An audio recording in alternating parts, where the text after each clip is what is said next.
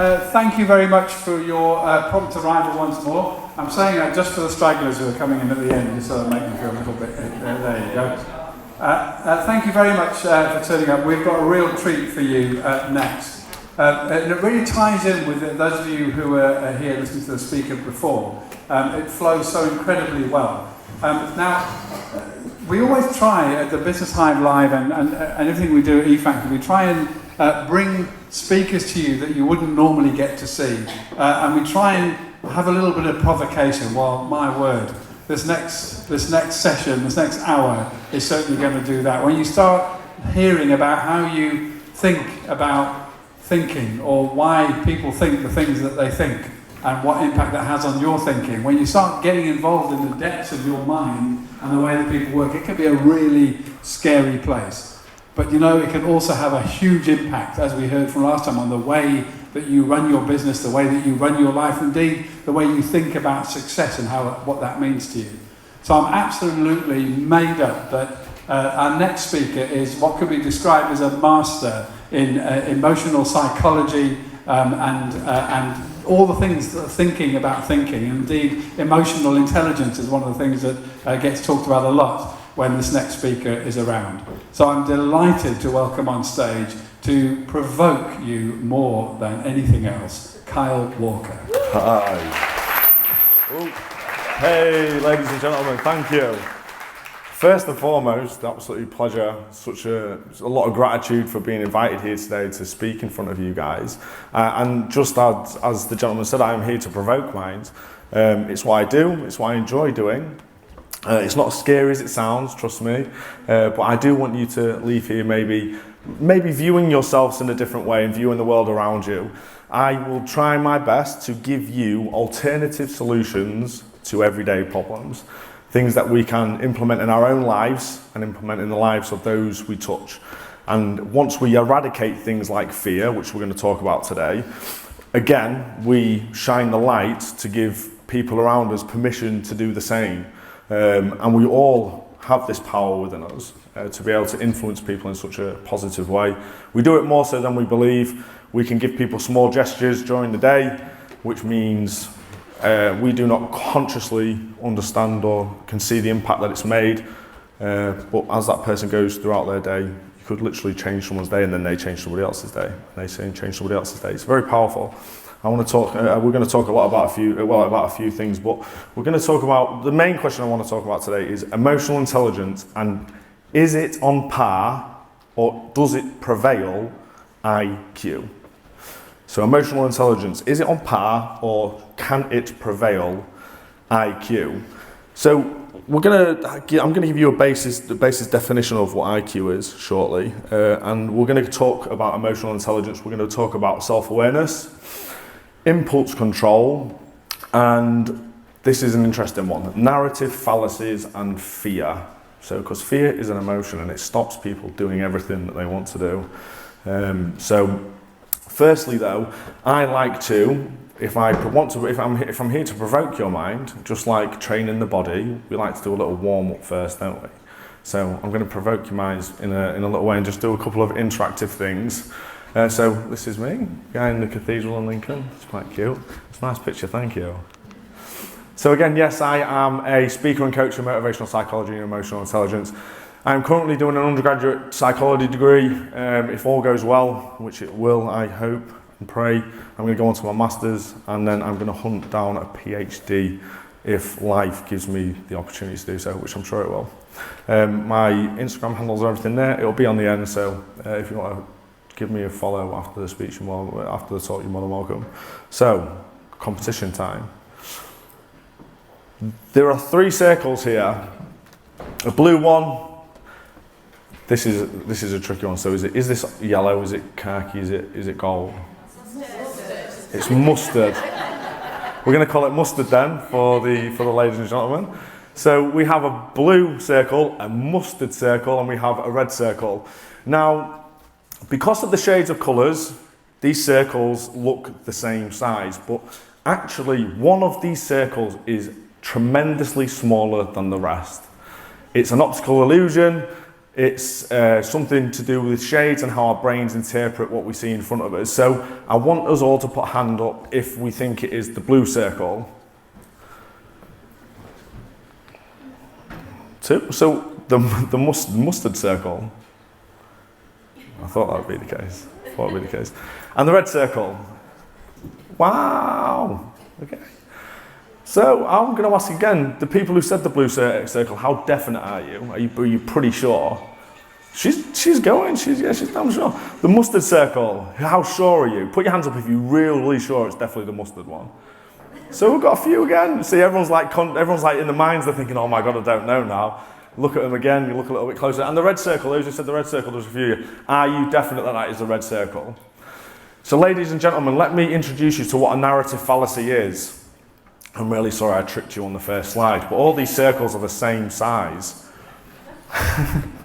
Now, this is what we call a narrative fallacy. When we are given information that we take on as truth, and we believe it to be so, we find things, we see things, and I can guarantee the people who thought the mustard coloured circle was the smallest, you would have seen that as smaller. Visually, that would have looked smaller to you, the same as the blue and the same as the red. Because you have been given information and your mind has decoded the information and it is now looking for something which wasn't there. It's a narrative fallacy. And in life, we can seemingly, through previous experiences, view our lives through the lens of fallacies. Things that aren't quite what we believe them to be. One more mind provocation, and then we'll go on to the nitty-gritty, okay? So, how the mind constructs reality. Everyone's like, oh my God, Kyle, please. So, I'll make it quite simple. It'll be easy for us to understand. So, on the left-hand side, if I asked you what this was, you'd say a blue square, or a blue cube, or blue cuboid. There's them similar 3 perceptions you'd have of that, yeah? The one in the middle, the red square, the red cuboid and such forth, and the one at the end, the black square. Even people then say it's a black cube, it's a black cuboid, but there aren't any other perceptions of what these 3 objects are. So I asked the question, how the mind constructs reality. The one in the middle is a red square, red cuboid. Now, when you was a child, and you put this shape, this colour shape, into that little hole, your parents went square. Now, I ask the question, if when you put that shape into that hole, your parents said, blue circle.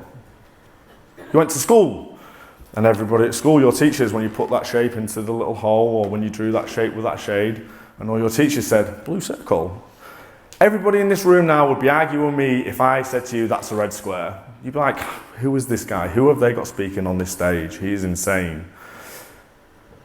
Because you have been raised, you see the world, you see through the lenses of what you have been told and taken on as truth. We do it with money, we do it with many things. Money is a piece of paper. If I pass you £10, you believe it's got value, correct? This is another talk, we even sell our lives for it. But this helps us construct reality, and it's a good thing because it stops us from walking on ceilings and looking up at floors. Does that make sense?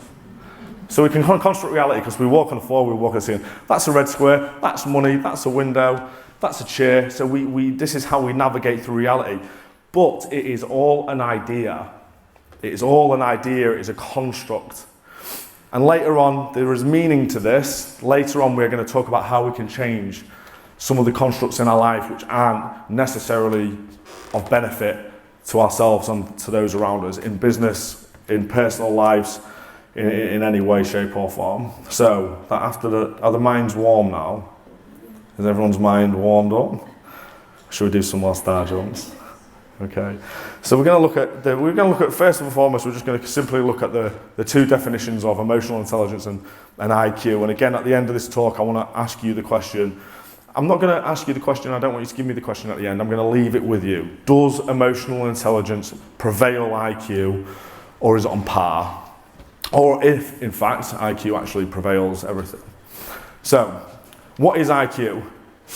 IQ is a score determined by one's performance on a standardized intelligence test relative to the average performance of others of the same age and of the proficiency in or knowledge in a specific subject. Big mouthful. But it's a standardised test. It's a test we've been using for years, and it measures intellect. It's not been changed for years. It's not been revised for many years to use this test. They've been using it for a long time to measure somebody's intelligence. So let's look at emotional intelligence. Emotional intelligence is the capacity to be aware of, to control, and to express one's emotions, but furthermore, to handle interpersonal relationships judiciously. I'm so glad that came out nicely the first time. I've been practicing that. And empathetically. Emotional intelligence is the key to both personal and professional success. So we're going to talk about a few things today, and again, like I say, we're going to try and compare and contrast the idea that can emotional intelligence in fact prevail, or is it on par with IQ? So there are a few things we need to talk about when we're talking about emotional intelligence. And again, that is awareness, impulse control, persistence, zeal, motivation, empathy, and social skills. We're not going to go through them all, we're going to go through the main ones. And at the end, we're going to go through fear and narrative fallacies, which we've just gone through a moment ago. So initially, let's have a look at self-awareness. Does anyone know what self-awareness is? Anybody have an idea? Can you share? Would you like to share anything? Just a one-word thing. Let's get some words, one-word things. So what's self-awareness? What would we suggest? What would you think? Confidence? Yeah, to a degree it works. Yeah, I like it. Any more? Empathic, brilliant, fantastic. Yeah, empathic, being able to feel other people's feelings and such. And I heard another one. Where was it?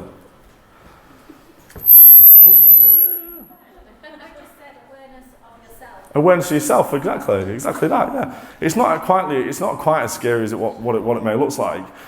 But some of the main things is the conscious knowledge of one's character and feelings. What is conscious awareness? Being consciously aware of your feelings and your emotion is being able to observe those emotions as they arise, being able to be in tune, connected with how you feel in a given moment. There are a lot of people in life who they have very busy lives, so we run quite automotive. So when we have these feelings, we react, we respond, and then circumstances arise from our reactions and responses, and then we react and respond again, and then circumstances arise, and we just keep doing it. This is somebody who's not self-aware, because we're not aware of that the repercussions of our actions, and we don't know where these feelings are arising and what these feelings truly are. So for most people, awareness comes retrospectively, and it's after an event. How many people, including myself, I want a raise of hands now, have done something, and then that night or a week later or even a month later, the worst one's a year later when you laid in bed and you're thinking about something you did last year, but you laid there and you've gone, oh my God, why did I do that? Put your hand up. Everybody in your room, perfect. And if you didn't put your hand up, I wouldn't have believed you. So this is a thing with being aware retrospectively. Now, is there a world where we can become self-aware in the present moment? Like right now, in this moment, can I become self-aware of my emotions and my feelings? So I'm going to give you a little example. With these, as we go through these, I'm going to give you a few examples, some empirical evidence that you can take on yourself and reach back in your mind and say, God, yeah, I've been there, I've done that. So it will make sense in your own life, so you can draw from the evidence from your own experiences. So I walked to the shop. I'm only going to go buy some milk. That's all I want. And the bread. And the milk and the bread is always at the back of the supermarket, right? There's a reason for that, isn't there? There's a lot of psychology behind that, but I'm not going to go into that today. So I go get my milk. I'm in a rush. I get to the queue. Ooh, sorry, that noise. I get to the queue. Now it's a big queue, and there's a woman at the front, and she's going slow, and she's talking to the woman she's serving. The cashier is talking to her. I'm like, oh God, I've only got some milk, man. Why does this always happen to me? She's like, oh, come on, Jesus, please. Will she just hurry up? And then that woman goes down, and then the next person comes along, and the cashier, all of a sudden, she's having another conversation with the next customer, and you just stood there thinking, when will this woman stop talking? I've just got milk. I just need to get home. I'm late. Now, I pose you a question. The situation in front of you is outside of your control. You have no control over it at all. What is causing this person to have the emotional distress? Is it the circumstance in front of them, the fact that there's a long queue, there's a cashier who's very social? Or is it the person's dialogue of what's happening? Is it my internal dialogue which is giving me the disruption, my emotional distress? Question. It's interesting, isn't it? It makes you think, doesn't it? The circumstance in front of me is outside of my control. There's nothing I can do about it. I mean, there are ways where you could maybe get aggressive and force things, but trust me, the only thing that's going to happen from that is a set of circumstances which are just going to mirror your distress, your outward distress. That's what happens when we outwardly become aggressive or we become distressed. We will then create a circumstance in front of us which will mirror and imitate our inner feelings. Does that make sense? So again, I go into the supermarket and have some milk.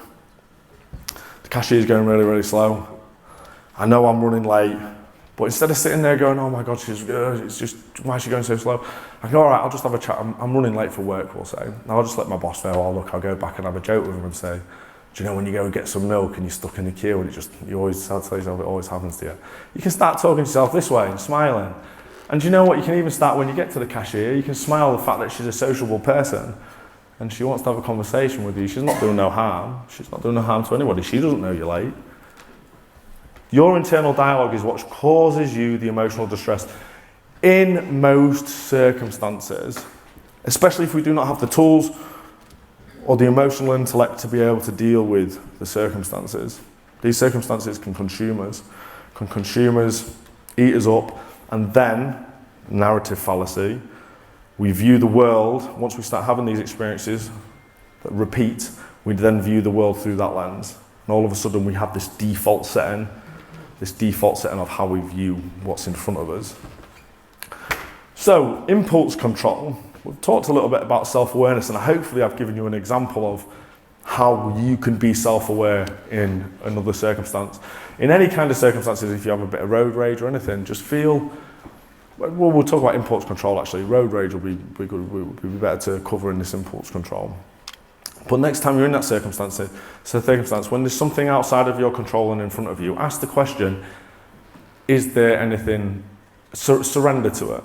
I surrender to what's in front of me. There's nothing I can do to change it, so let me try and formulate some internal dialogue which will help me navigate through this circumstance. And I'm going to help you at the end.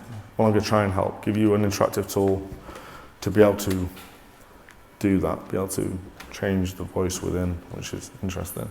So impulse control. We all know what impulse control is. Impulse is the action we do when something triggers us. We're going to talk about triggers in a minute. When something triggers us, we have this impulse to do something. So we outwardly are triggered by a circumstance.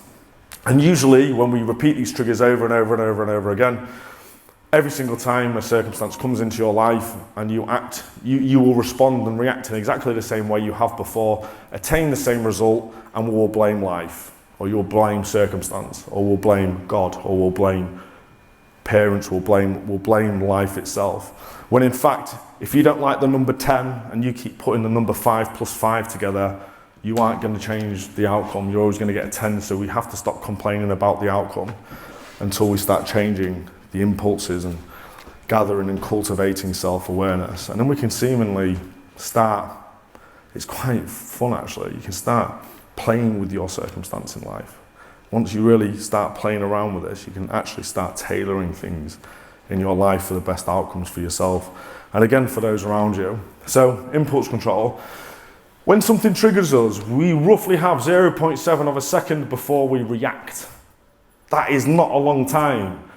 0.7 of a second before you react, when you feel that build-up of emotion, and then we react.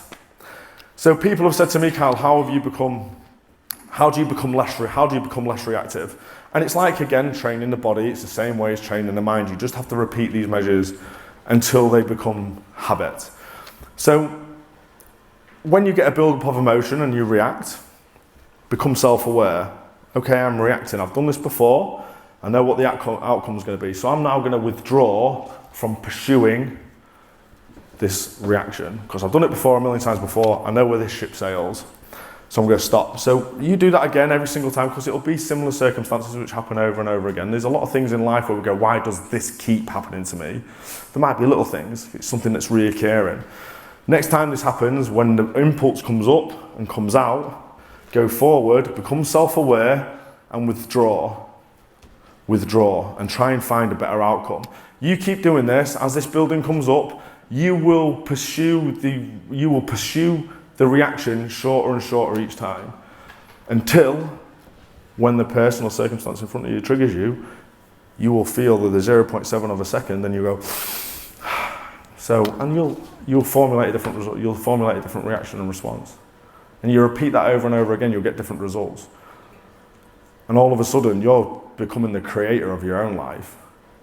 You're actually starting to take charge of your own life. You're not allowing impulse and distressed emotions and circumstance and narrative fallacies and things that we've learned from our past experiences control our lives. It isn't life's fault.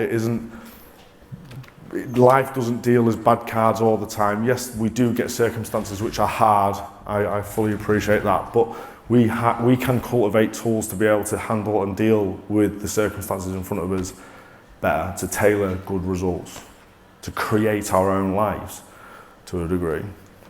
So what is a trigger? I'm going to share with you an analogy inspired from Gabor Mate. Has anyone heard of Gabor Mate here?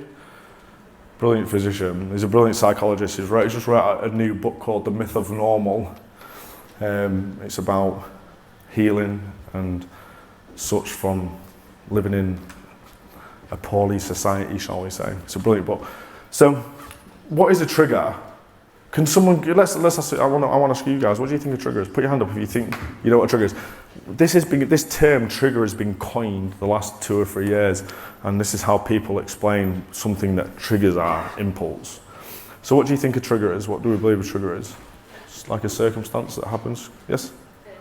It could be a person, perfect. What else could it be? An emotion. Yeah, an emotion. Yeah, that usually would come after the thing in front of us. But yeah, it makes sense. Anything else? Can we have a few more? We've got pattern of behaviour. Pattern of behaviour. Yeah, it can be. Absolutely. Yeah. Yeah. Well, I'll tell you what a trigger is. You're the trigger. You're not only the trigger. You are the explosive material within that mechanism.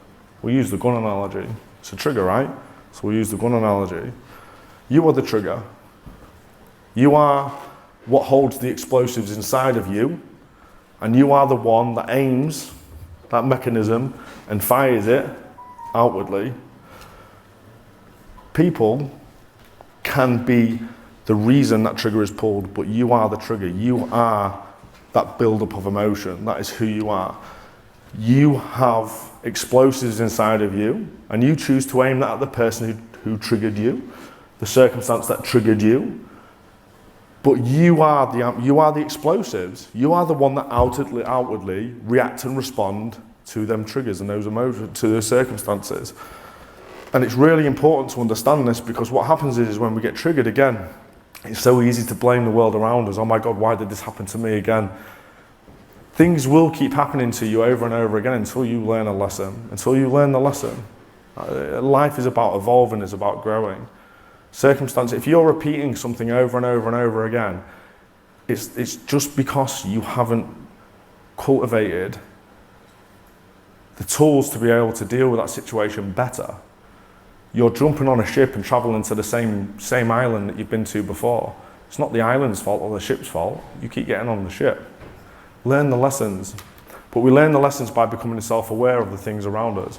We learn the lessons by becoming aware of our triggers and what they are, and then not using our explosives to cause more carnage towards the people or the circumstances around us. So where did triggers come from? We need to, it's another talk completely in general, so I'm not going to go into it massively, but a lot of triggers come from childhood experiences. There's actually a brilliant saying by Dan Owley, and he talks about how your internal dialogue, the way you speak to yourself, is an interpretation, I'm not saying everybody, but is an interpretation of how your parents used to speak to you, or how your caregivers used to speak to you, which is plausible. It's a plausible idea. So where do triggers come from? They come from our past experiences. So something that's happened to us in the past that's burnt us. Next time that circumstance happens, we view it through the same lens as we did before. But most of the time we touch it again and get burned because we haven't cultivated the tools to react and respond in a different way, because we react and respond the same way each time, because we're not self-aware. Not everybody, I'm just talking about self-awareness in general. So it's really important to understand that these impulse controls and being self-aware can really carry you through life, can carry you through personal development, can carry you through businesses. I'm going to talk later on about toxic managers and leadership in business as well. I'm going to talk about that at the end. And I'm going to talk about the root causes of this as well. And again, we can trace a lot of these things back to our past, back to when we were children. So what's a narrative fallacy? A narrative fallacy is, again, something that we view the world through, but it's something that we've taken on as truth again. So if you're told, for example, when you're a child that you're ugly, or you're no good, or you'll never amount to anything, you tend to take on that belief system. And sadly, we tend to then live that experience because it's what we believe to be true, when in fact it's just not true. It's just somebody else's idea that we've taken on as truth. Does that make sense? We've taken on somebody else's idea as truth, and we've taken it on as a belief system, and now it becomes our reality. It's how it works. But again, the red square at the beginning could have been a blue circle, couldn't it? We could be walking on ceilings and looking up at floors. So if it's some of the things that you speak, some of the ways that you speak to yourself, maybe for the most part, they're not quite true. Unless it's a positive thing, then keep them things because they're all true and real and amazing. Keep doing it because it's an incredible thing. We'll talk about a little bit about how we speak to ourselves in the morning later on. Narrative fallacy. So flawed stories of the past which shape our view of the world, they are rigid rather than abstract. They are rigid rather than abstract because we have taken them on as truth, because a red square is a red square. I am no good, I will not do this, I can't do this, he or she who says they can are usually right. That was Will Smith, I believe, said that. Incredible saying. He or she who says that they can are usually right. When we take on a belief system, we view the world and it shapes the world, it shapes our life. How we think and how we talk to ourselves, how we talk internally has a massive impact on how we view the world. In the morning, when you wake up and you say you've got some tasks to do. Let's call tasks A, B, and C. A, B, and C need doing. They're either work, commitments, or something similar, and they need doing whatever the weather because it's on your schedule. You wake up, you're a bit tired, you've got A, B, and C to do, and right. So I'm going to outwardly talk how I would speak to myself in the morning. Oh my God, I can't bother today. I'm so tired. Oh. So no time. I've got A, B, and C to do. I don't even know which order. I don't even know where to start. Why does today have to happen today? Can I just put it off till tomorrow? I'm brushing my teeth now. I'm like, oh God, I'm late for work. Oh. Tell me what kind of day I'm going to have. A, B, and C still need doing, right? That doesn't change. A, B, and C still need doing. But how I view it and how I'm looking at it and how I'm talking about it quite literally speaks my day into existence. Because how's it going to be when I get to task A, I'm going to be, oh God, I've got to do this, the paperwork's like this, and it's a nightmare. It needs doing anyway. So be like, oh man, do you know what, when I get A, B, and C done, they're done, I don't have to worry about them again. So what a valuable thing. If I get A, B, and C done, I don't have to worry about them again. Get up, brush your teeth, go tackle A, B, and C.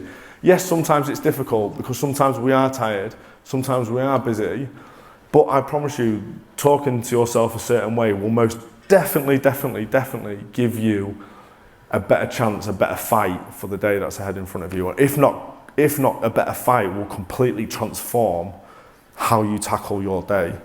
And then all of a sudden, seem less rigid and things start looking more abstract because you start tailoring and changing things. I do something called affirmations in the morning. So when I wake up in the morning, depends what tasks I've got to do, I'll tailor my tasks, my affirmations to the tasks I have to do that day. But if I've got a general day, I've got some assignments to do at university or some work to do, I'll say things 10 times, but I'll have 3. And an example will be, today I will be productive.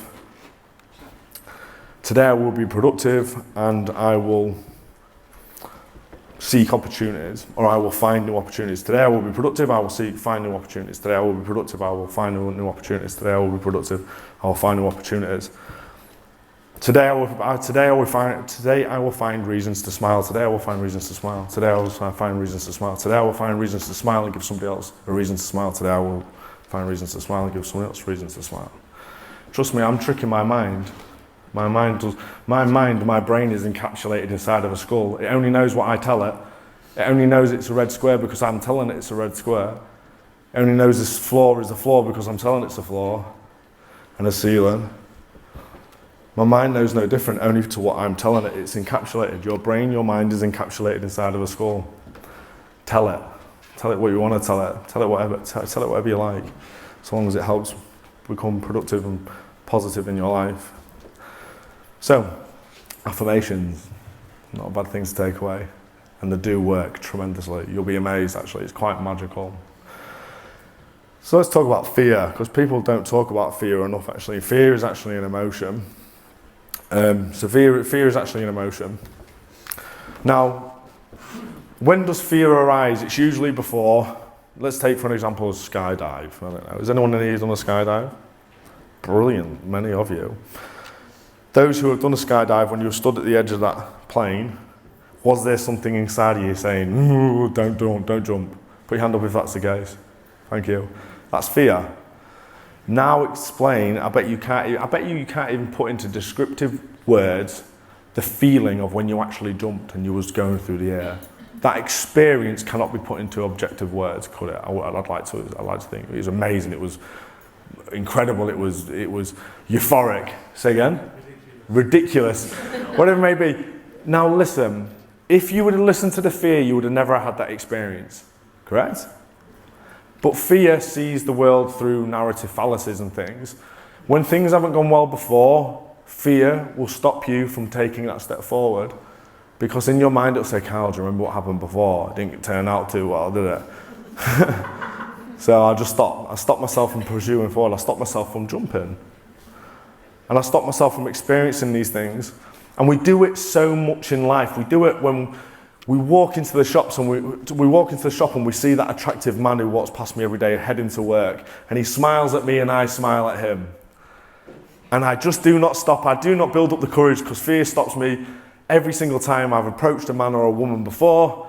I may have been rejected, or there's been many times where I've walked up to a man and or a woman and felt demoralised and sad because they didn't, the circumstances didn't turn out the way I wanted it to.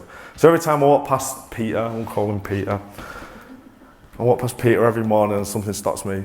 He could be your husband, he could be your future husband, man. But we stop. We allow things at work, or business opportunities. I don't think we're quite ready for that opportunity yet. Get yourself ready. If fear is there, there's a brilliant saying, when you feel like you shouldn't jump, when you feel like you shouldn't take that risk, when you get that feeling, that is exactly when you jump. Exactly when you jump. As soon as you feel that emotion and that feeling of not wanting to do it, that is exactly when you should do it. Because if you do not do it in that short period of time, you will be convinced by your mind not to do it. And then you'll walk past Peter every single day. You'll go home, you'll end up rehoming loads of cats. But yeah, so we just need to make sure we push forward. It's difficult. The things I've spoken about today, I'm going to finish with you in a minute on a very nice interactive, a very fun interactive thing. But it's really easy. Let's just conclude. It's really easy to allow our past experiences to shape what we see. It's really easy to allow our past experiences to stop us from pursuing the things that we want to pursue because of how the things have turned out before. But if I can control my reactions and responses in environments that are outside of my control, because your actions, whatever you guys do, I can't control. There's nothing I can try and influence your actions and responses, but I have no control. But how I respond and react in this circumstance, I have every control over. If I can cultivate that tool, I seemingly become the creator of my life, the ultimate creator of my life, because I tailor my outcomes and responses to gauge the best result for that to which it is I am trying to pursue. So, let's finish on a little bit more mind provocation. It's a hard one, isn't it? It's like judiciously. I love that. On the way down here, I was like, judiciously, Kyle, judiciously, Kyle, judiciously. I was like, when I get there, I swear to God, it's going to come judiciously. But I did it. I got it right first time. But that's another one for me. Provocation. Provocative, yes, but provocation. Provocation. I'll stop there. So, how do we take charge of this voice within? We've been talking about this voice within throughout the entire speech. We've spoke about a few other things, but this internal thing, and don't worry, you all have a voice in your head. Years and years and years ago, you probably got burnt at the stake if you told people you had a voice in your head, but nowadays it's quite clear that we all do have a voice in our head. And for the most part, don't worry if it's not, don't stand up and start running out really scared. For the most part, it's your voice. It's not usually somebody else's voice. Usually. And usually there's only one. Usually. Don't worry. There are no solid foundations to this, but there is a voice in your head that speaks to you. And for the most part, we believe that is who we are. We believe we are our thoughts. But when we look back at this talk all the way through, when we look at emotional intellect, and we look at impulse control, narrative fallacies, we look at fear, they're all ideas. It's all an idea, isn't it, that we've taken on as truth. So is that really who we are? Truthfully, deep down, is that who we are? So, the voice in the head. How do we take charge of it? When I put my hand up, and not until, I want you to simply say hello in your head. Not out loud, because I've done this many times before, and people do it out loud. Inside of here. Say hello in your head when I raise my hand.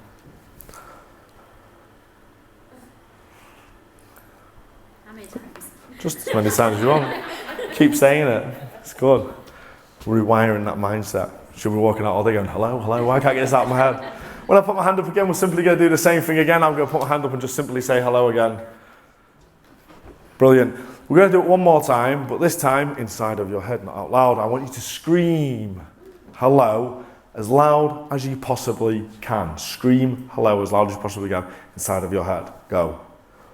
Louder. Louder. Well, hello. Amazing that, isn't it? The voice that we listen to every single day. And you've just been able to take charge of it almost immediately just by being prompted to. Say inside of your head now, today I am productive. So today, say inside of your mind today. Say inside of your mind now, I will pursue my goals. I will be proactive and productive. Say inside of your mind now, I am goddamn beautiful. Say it. Say it. Yeah, if you want to say it with a slight, I am goddamn beautiful. However you want to say it. Say it sassy, however you want to say it. Listen, we do. When I was practicing this many times, there's many books I've read over the years. I've been studying psychology independently for the last 10 years. More away from the academic side of things, more to do with the qualitative and empirical evidence that people have researched over the last 50 years or so. And now I'm going more into the academic side of things to try and intermingle them both. But the voice within the head it's just such an important thing because we listen to this voice every single day. It's your best friend. Well, it's not your best friend. This is a question actually. If the voice inside of your head was a physical person, would you go for a pint with that person? There you go. That's the truth though, it's the truth, you're not the only person. You're not the only person. But the truth of the matter is, so many people, if that voice inside of your head was a physical person and went, hey, do you want to go for a pint? You'd be like, nah. Would you mind actually leaving me alone? Honestly. But because it's inside your head every day, we have to live with this every single day. But listen, again, when I was practicing these techniques, I was reading a lot about Eckhart Tolle, about the power of now. I don't know if anyone's read it, it's a powerful book. And I was walking down the street and I'd have negative voices in my head. And this would happen 50 to 100 times a day. There'd be something that I did last year, or because I've had a past in my life, quite a destructive past. I'd walk down the street and think, God, Kyle, what you did a year ago. And I'd go, no, stop. No. We don't do that here. Then I'd think about something in that day that I'd had to be grateful for. I'd be like, man, I'm doing well at university. I've got a son. I've just had a meal. Do you know what I mean? There's people on this planet who'd wish to have an eighth of what I have. And then 2 minutes later, my brain would go, oh, Kyle, you're stupid. And I'd go, oh, no, hold on, we don't do that here.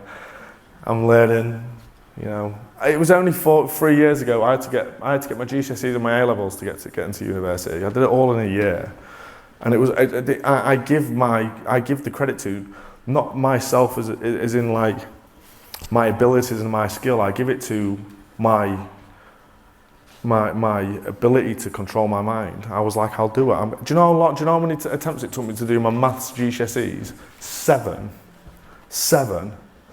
But I did it. And then I did my maths A levels. I did that in the first go. Amazing. But it's how we speak to ourselves. So again, I'd walk down the street and I'd constantly be like, oh my God, Kyle, you're fat or ugly or whatever it may be. We all have these things. Everyone has their own individual ones. But I'd keep catching them. So when this negative thing would arise, I would catch it and think about something positive, something I'm going to do in the future, or I'd try and find something from the past. It's difficult to find things from the past because we always try and find what's going wrong. But if you do that over and over and over again, for a week or 2 weeks, it's not a long time, same as going to the gym and training your arms, if you start catching these thoughts and not just allowing them to come, attaching to them, and allowing them to unfold and cause chemical mayhem. If you keep catching these thoughts and replacing them with something new, all of a sudden, over a period of time, I'd walk down the street, my mind would give me half of a sentence which I knew was going to be negative, and it would simply dissolve. And I wouldn't even have to try and find something to counteract it with. And then eventually, after a period of time, I just started looking at the world completely differently. Like, I really enjoy my life. Like, wholeheartedly, I enjoy every single day that I live. But that doesn't make me any different to anybody in this room. I still have times, tribulations, I have struggle, I have pain, I have suffering, because this is what life is about. But without that pain and that suffering, how on earth would we ever evolve? How on earth would we ever get better? So find them tools. Use some of these things I've tried to share with you today. If you go on my Instagram, you'll find videos every single day which talk about different interactive things that we can do, that you can do to help better your mindset or help you think a certain way. You can tailor things to your own life. This isn't me standing here and saying, this is the way, well, everyone needs to do this, is what we are. This is me trying to give people alternative solutions to problems. That is it. I do not sit here and suggest that this is a cult.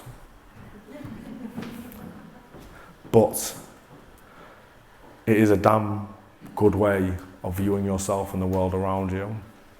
It is. Ladies and gentlemen, I have been Kyle Walker and you have been magnificent. Thank you ever so much for listening to me. And yeah, I think we've got some questions and stuff. That was brilliant, thank you so much. Let's start off by agreeing, I am goddamn beautiful. That's got to be a good thing. Well, I've been thinking that anyway. That was amazing, and you know, it really reminds us that the circumstances that we face, and they're many and different, and some of us share the same circumstances, especially trying to move our businesses and our lives through these challenging times. But so we can't help what's outside, as Carl said, what's happening outside, but we certainly can choose how we respond to them. And that's what makes us different, and that's what makes our businesses different, our lives different, and our outcomes and results different from what Carl's saying. So thank you so much for that. I really, really appreciate it. Does anybody have any questions for Carl before I let him go? Just in case. Yes? It's a twofold question, really. One, what martial arts did you study? Two, how much of what you do now would you put down to the discipline of studying martial arts? Oh, wow. Everything. Well, majority of things. The thing is with martial arts, they get such a big boycott because I've been fighting for years. I'm retired now. I'm retired so I can go on to my studying. But I've been studying martial arts since I was 12 years old. I started boxing at a young age. Then I went into Taekwondo. I fought for Team GB. I won a gold medal in Europe. I studied Taekwondo for a long time. Then because I could punch and I could kick, I went kickboxing. I fought in kickboxing for many years, got my black belt in kickboxing.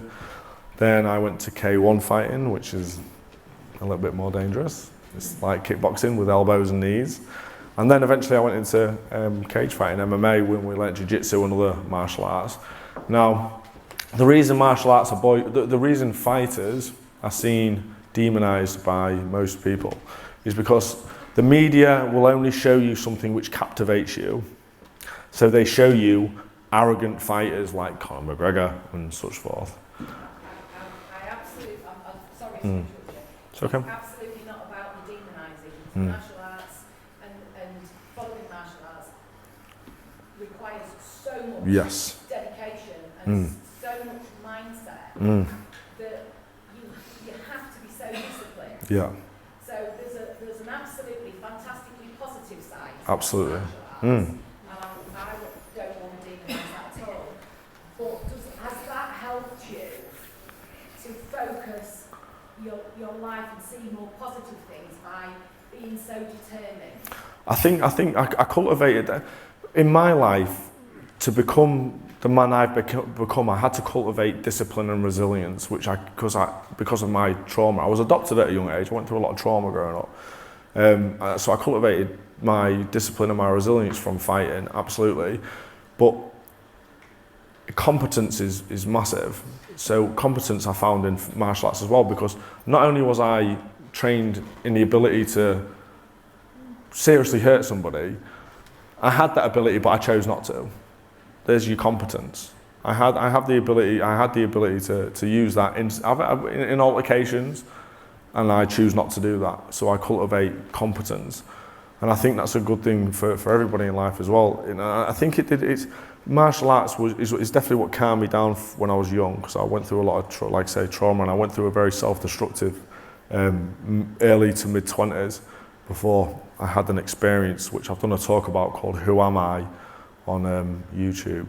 It's actually in my bio on my Instagram. It's about my life and who I am and where I've come from, my adoption, my trauma growing up, my martial arts, how I've cultivated for that. So the answer to your question is yes, massive, absolutely. But if you want to know more about that and go more in depth, I'd definitely suggest having a quick look at that. I say quick look, it's about an hour and a half, isn't it, Dan? But if you want to sit and have a look about who am I, I'm doing my degree and I'm trying to go as far as I can in academic, and I want to continue to do these talks and do them. This is the main thing that I want to do. But my initial talk, which Dan come and recorded, I wanted to do a talk about who I was, why I am the way I am, why do I have two tattoos on my head, why do I look the way I look but still can stand on the stage and have an intellectual conversation with people. So that talk was the initial one that I did to try and show people where I've come from. So I've seen that talk, but it's brilliant, so it's well worth watching. Thank you. Yeah. Endorsement. Any other questions? Yeah, I know. Say again, sorry?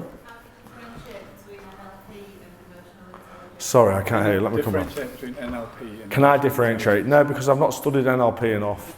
I've looked at it. I've looked at the basis foundation of it, and I think it has its place, absolutely.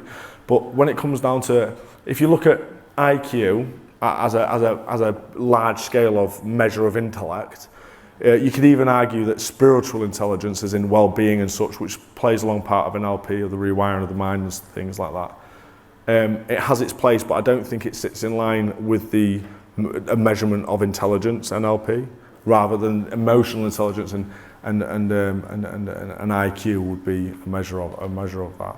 But I do stand here, and with that question, I'm definitely will go have a look into NLP and a crossover between emotional intelligence. Actually, can I ask you a question in return? Within NLP, is there a lot to do with what we've spoken about today, in emotional intelligence and such? Yes, I actually work with both, so I was Okay. interested. Okay. Yeah, brilliant. Yeah, I've not studied enough on the NLP side of things, to be fair. I've not, but it's something that I will do, definitely. Thank you. Okay, any other questions? Can I talk about that toxic managers we were talking about, just for a couple of minutes? Yeah. So I did write something at the bottom of the talk. Sorry, I'm keeping you all now. So I want to talk to you about toxic managers within workplaces. I think the world's growing out of it now, to be fair, because we're moving towards something new. So a toxic manager or a toxic leader was once a child who wouldn't share his toys.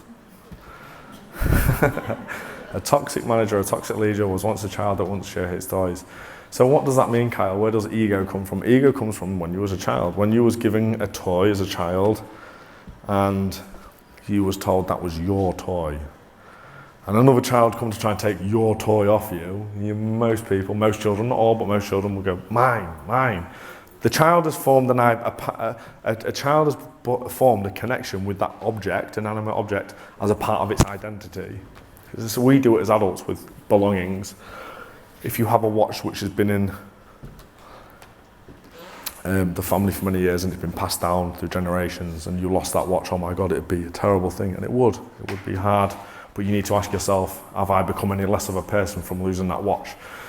The ego forms attachments with things as part of its identity. When it loses things, it doesn't like losing things. So when a toxic manager, who was once a child who wouldn't share his toys, is given a title of being a manager, they take that on as a part of their identity. They are a manager. They manage people. They don't lead people. They manage. And yeah, I think it's really important to be able to, in business, have training for leadership development training and such, to make sure that, and I'm like I say, I'm not saying all at all. There's a lot, but some of us do things without us realising we're doing it. Because again, it comes from childhood. A lot of the stuff we've spoken about today comes from childhood. You can root it right back. But ego comes from when you was a child, when you had a toy and you formed a part of that as your identity. So again, a toxic manager is once a child who wouldn't share his toys. So within business, if you find you have these kind of managers or people, some training is maybe necessary. And that was it, thank you. That was it. Just finished on that. Okay, thank you, Carl. That's excellent. Thank you very much indeed. I'm sure people will pick up on the podcast that you've got and on the videos that you've got and your Instagram account as well. And just on a final note, that last bit about toxic leadership, and I wonder if our current batch of politicians never played that at all. That'd be the case, wouldn't it? Ladies and gentlemen, once more for Carl Walker, thank you very much indeed. Thank you very much.